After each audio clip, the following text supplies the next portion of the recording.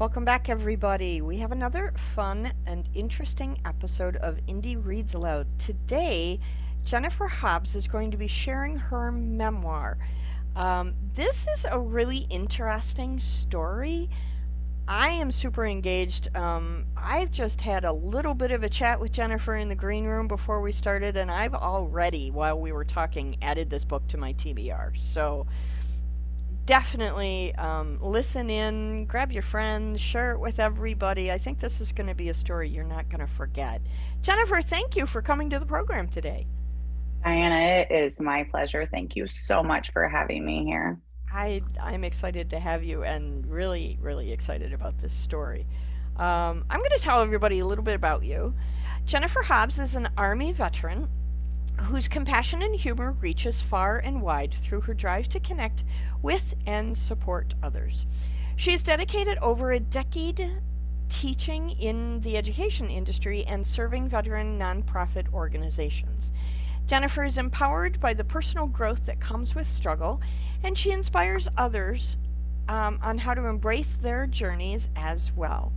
When she is not working or reaching others through her new business, Buff and Hobbs Impact LLC, Buff and Hobbs, super fun, um, or working on her podcast, Celebrate the Struggle, or immersed in her love of writing, she's spending time with her veteran husband, 3 kids, and 2 dogs. And just because I'm a dog person, what kind of dogs? Aussie Doodles. Nice! What a great combination. That's energetic. 3 kids and two Yes. Aussie Doodles has got to mean a lot of energy going through your house all the time. So the title of the book is Calmed: Growth After Trauma, and this is a memoir about Jennifer's time in deployment overseas. Um, it's a true story told through dual perspectives. A powerful love ignites amidst the chaos in a combat zone between Baghdad and Abu Ghraib, Iraq. 2 young soldiers from completely different lives unite together on a deployment, mostly under the privacy of mosquito netting, since fraternization was frowned upon.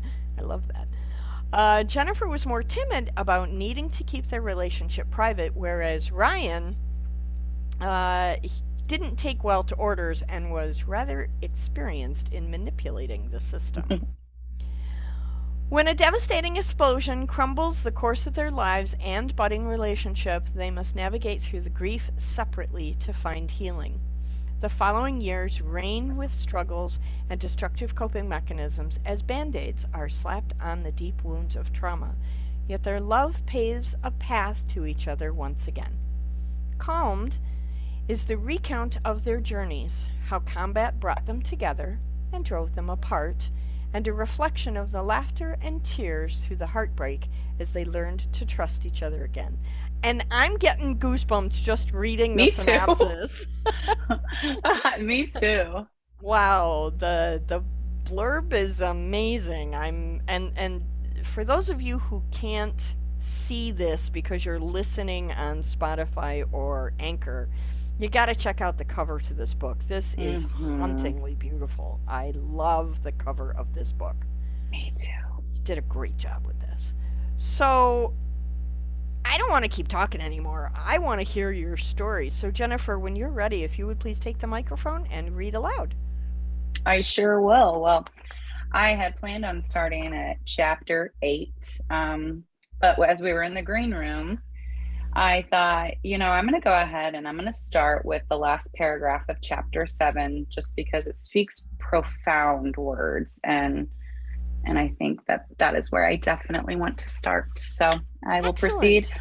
with the last paragraph of chapter 7, which is told from my perspective. As you mentioned, some of the chapters I told in my husband's perspective, which I is Hobbs in the book. And Hmm. then the chapters told in my perspective is Jen. And so chapter 7, it's told from my perspective, and then it goes on to chapter 8, also told in my perspective. Excellent. Thank you. To say that war leaves battle wounds is an understatement.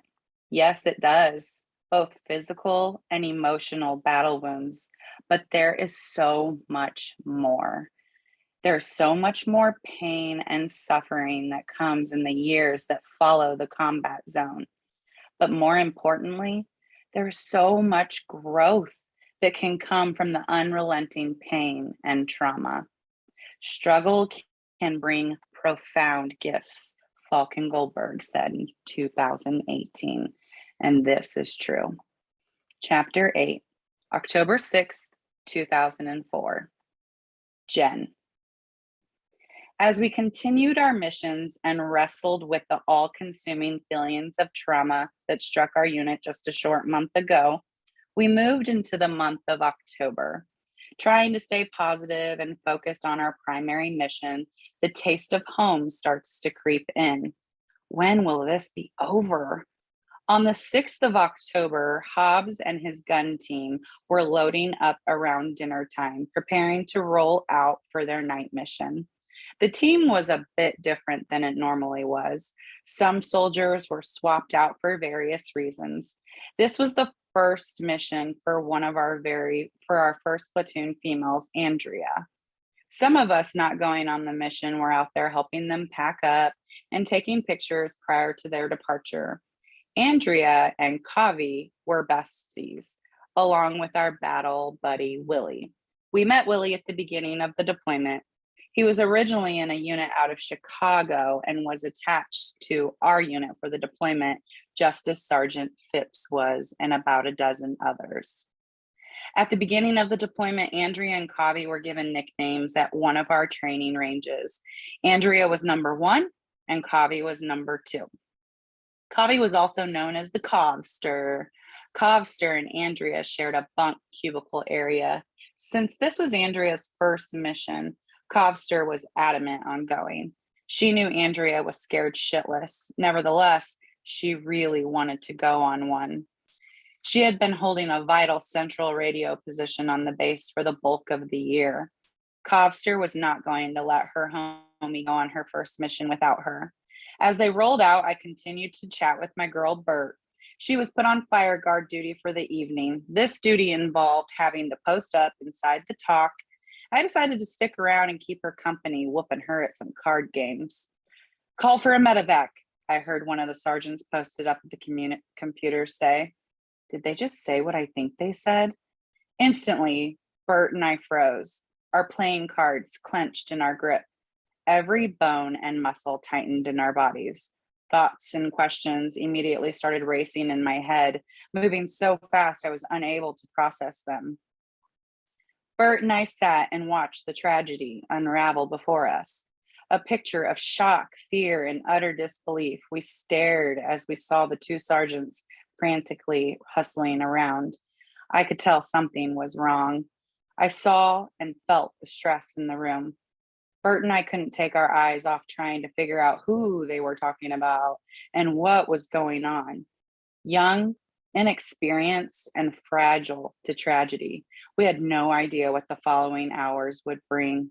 We had no idea what the following days and years would bring us all. Prior to the call for the medevac, we were outside the talk when we heard an enormous explosion in the distance. We could tell it was most likely a roadside bomb somewhere around Fallujah. It was the kind of bomb that shook the earth for miles and sent chills up your spine, knowing that was a bad one. We thought nothing of it and returned inside to continue with our card game.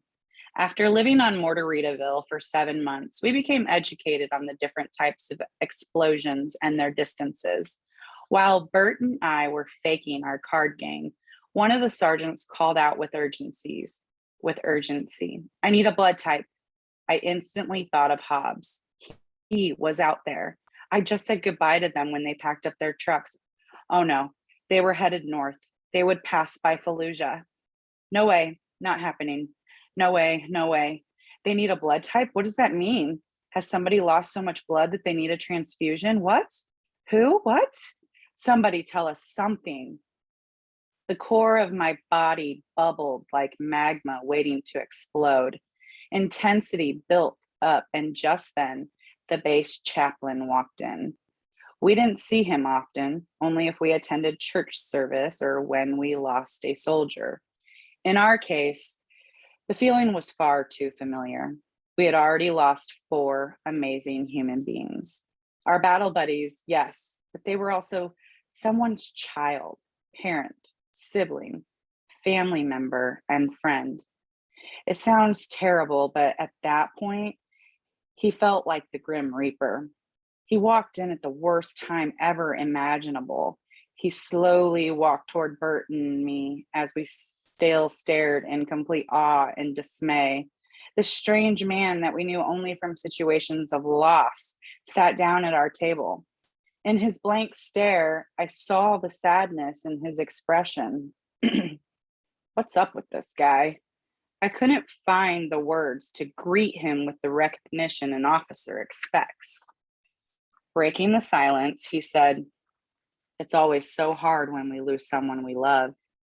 Oh, hell no. What is this guy talking about? Is something going on and we have to hear the awful news from a chaplain we don't even know? In unison, Bert and I jump up from our seats and found the nearest first platoon leader so we could figure out what was going on. We found one of our squad leaders, Sergeant Arturo. He wiped the sleep out of his eyes trying to comprehend what Bert and I were saying. We were frantic and a hot mess. We ambushed him with questions. What happened? It's our platoon, isn't it? Whose truck? We heard it was the last truck of our first convoy. Is that true? Tragedy made the ball of sickness and sadness creep into my throat. Sergeant Arturo reassured us calmly and stayed with us. I was sure he withheld some information from us as we tried to pry it from him. He tried to keep us calm as we panicked and dreaded what was to come, or worse, who wouldn't. The darkness of the night passed with brutal torture. We continued to pace the talk and back out to the bunker where we sat and waited. We received word that a first platoon convoy had been hit, and it was the last truck of the convoy. One soldier was KIA. Wait a minute. Hobbs is always in the last truck of his convoy. KI what? No.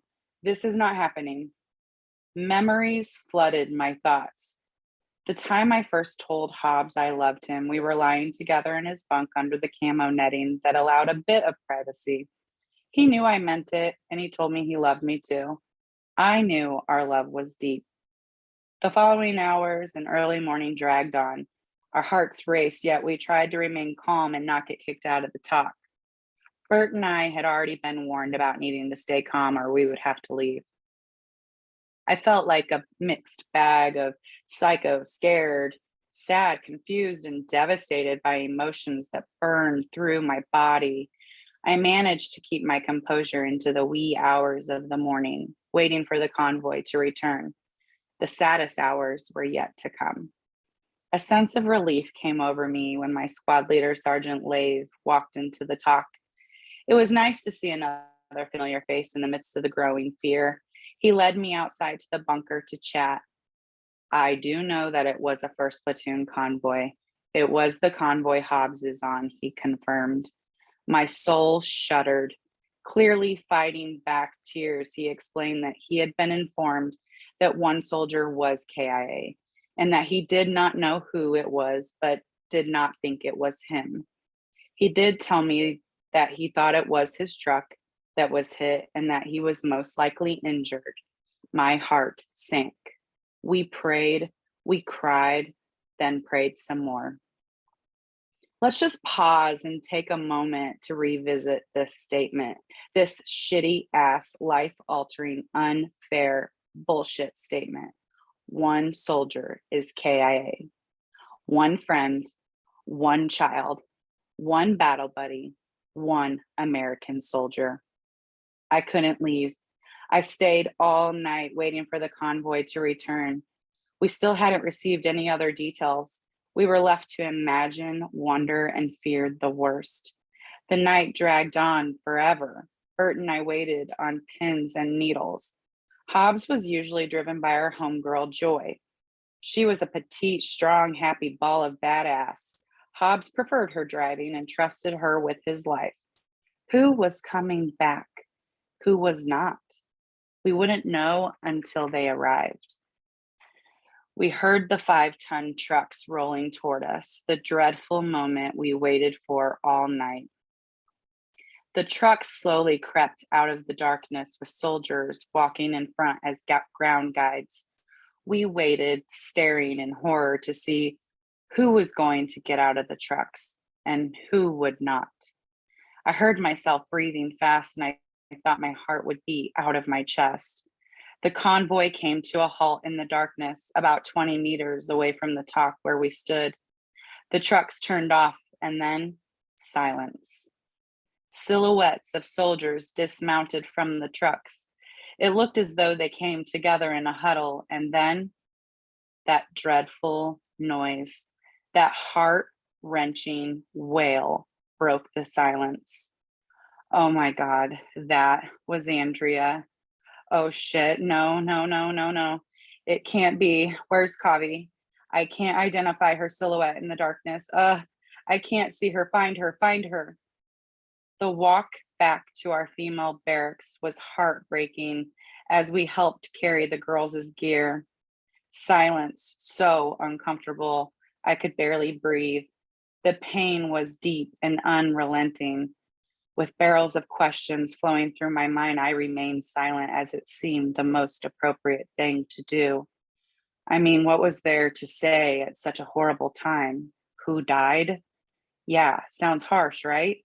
Of course your mind is thinking it, but you dare not say it. Our walk in the starlit sky came to an end as we approached the darkness before our barracks. The horrific, life-changing words choked out of one of the girls. Kavi's gone. Oh my God, Kavi, Jessica Kavi. She is the soldier, KIA. The deepest pain I'd ever felt in my life hit me. We all lost it, bawling and hugging. The sadness was unrelenting. It hurts so much. Why, God, why? Why her? Trying to see through the darkness of the barracks and through my tears, we grounded their gear in their rooms and retreated to a bunker. A group of our first platoon females sat in the bunker, crying together and sharing memories of our amazing friend and battle buddy. As we reminisced, we laughed, but the tears were nonstop. The pain took my breath away and would not allow me to have it back.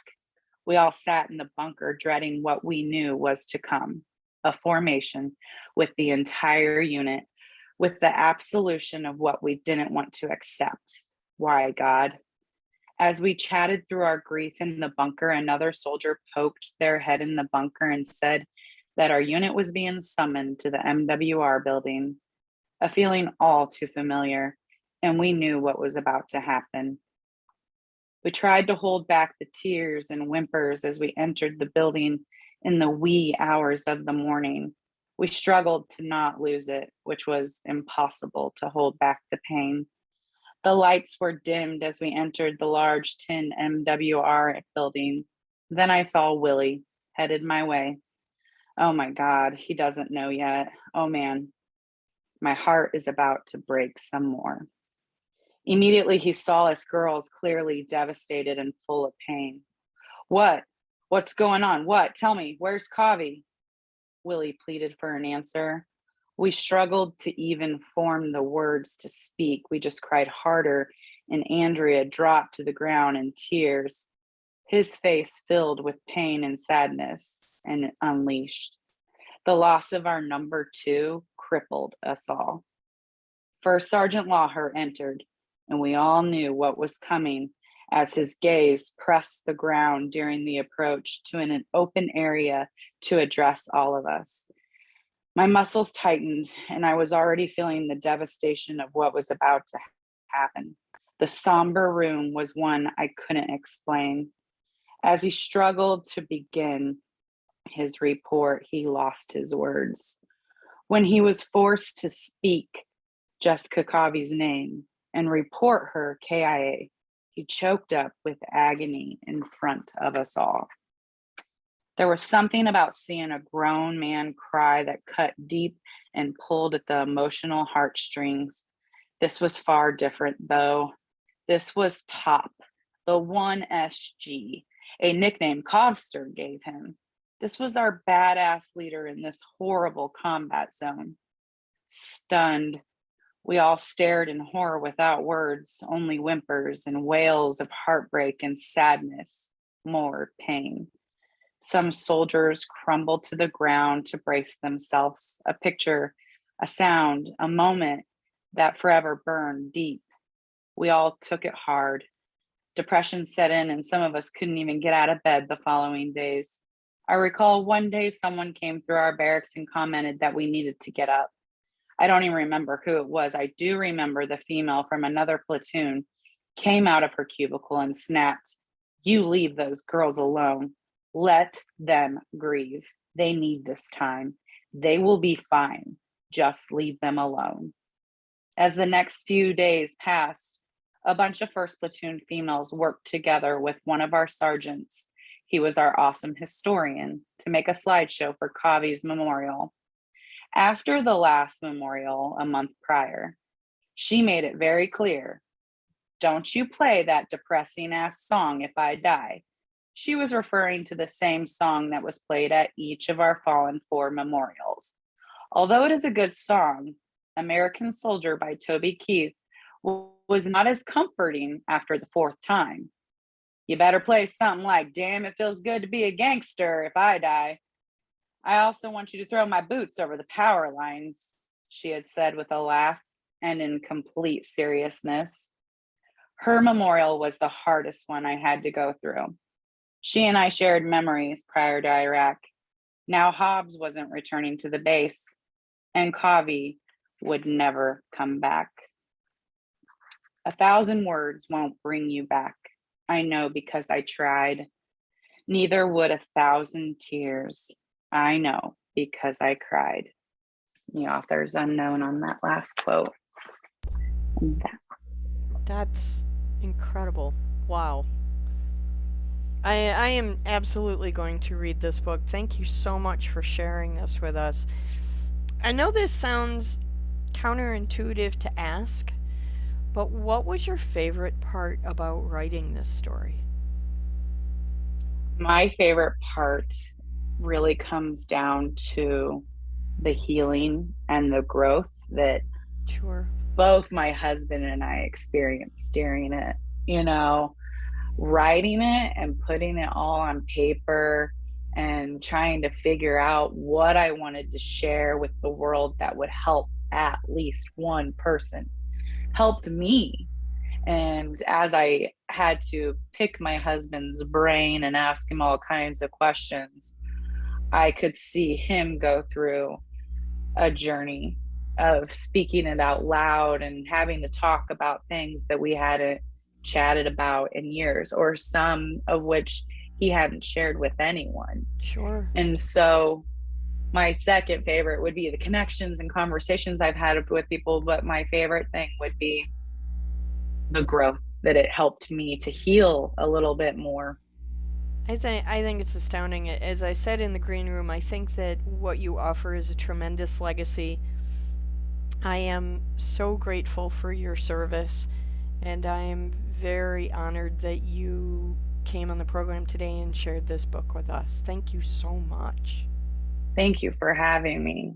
I like I said, it helped me to heal, but my mission was to share hope and enlightenment with other people. And so for anyone listening or watching this, I hope that's what you take away. Absolutely. That was my mission. Thank you so much for your time today. I hope that when you finish the next book, you'll come back and read again for us. I would love to. Excellent. Thank you so much, Jennifer. I hope you have a glorious afternoon. You do the same, Diana. Thank you. Thank you.